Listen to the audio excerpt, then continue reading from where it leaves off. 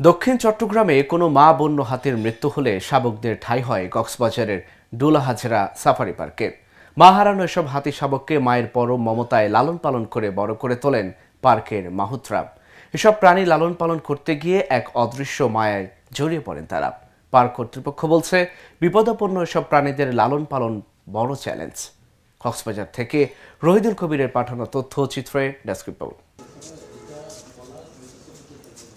ছোট্ট এই হাতি শাবকটির বয়স মাত্র ৩ মাস। মাহুতরা যখন শাবকটিকে খাঁচা থেকে বের করে জঙ্গলে ঘুরতে নিয়ে যায়, তখন অসহায় দৃষ্টিতে এদিক সেদিক তাকিয়ে তার মাকে খোঁজ করে। মাকে খুঁজে না পেয়ে আকাশ সমান কষ্ট নিয়ে ফিরে যেতে হয় লোহার খাঁচায়। গত ৫ জানুয়ারি কক্সবাজারের টেকনাফের গহীন পাহাড়ে শাবকের জন্ম দিতে গিয়ে রক্তক্ষরণে মারা যায় একটি বন্য মা হাতি।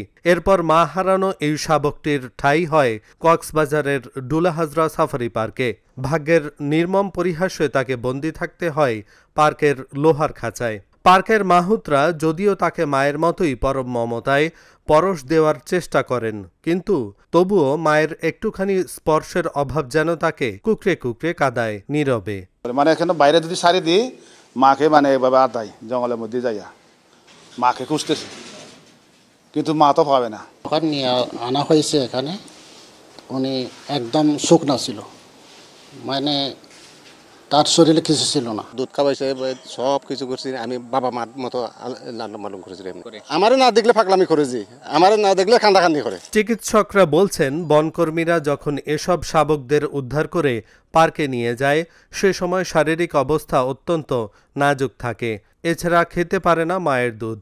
তাই মায়ের দুধের অভাব পূরণ করতে খাবার হিসেবে প্রতিদিন হাতি শাবকদের দেওয়া হচ্ছে 10 লিটার করে কৃত্রিম দুধ। রোদ্রে নিয়ে যায়, রোদ্রে থাকে, যখন শরীরের তাপ আসে তখন আবার রুমে নিয়ে আসে এবং টাইম টু টাইম দুধ খাওয়ানো হয়। বর্তমানে এখন দুধের উপরে আছে, দুধ ছাড়া অন্য কোনো খাবারও খাওয়ানো হয় না। এর আগেও 2টি মাহারা শাবক উদ্ধার করে আনা হয়েছিল ডুলা হাজরা সাফারি পার্কে। মাহারা শাবকদের বড় করতে গিয়ে একসময় মাহুতের সাথে বাবা সন্তানদের সম্পর্ক গড়ে ওঠে তাদের।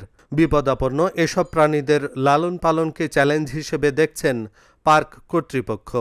প্রত্যেকটা জিনিসে চ্যালেঞ্জেবল, কারণ মানুষ হলে মানুষের কথা বুঝতো, কিন্তু পশু পাখির তার যে কী সমস্যা হচ্ছে সেটাও তো সে বলতে পারে না। তার প্রতিদিন সকালবেলা তার প্রস্রাব পায়খানা পরীক্ষা করা হয়, তার প্রস্রাব পায়খানা দেখে আমাদেরকে বুঝে নিতে হয় যে সে স্বাভাবিক না অস্বাভাবিক। কাজে এটা আমাদের প্রত্যেকটা প্রাণীকে বাঁচিয়ে রাখা এখানে চ্যালেঞ্জ। 2222 একর নিবিড় বনে গড়ে ওঠা ডুলা হাজরা সাফারি পার্কে এখন রয়েছে প্রায় 200 প্রজাতির পশু পাখি। Dhaka journal news desk.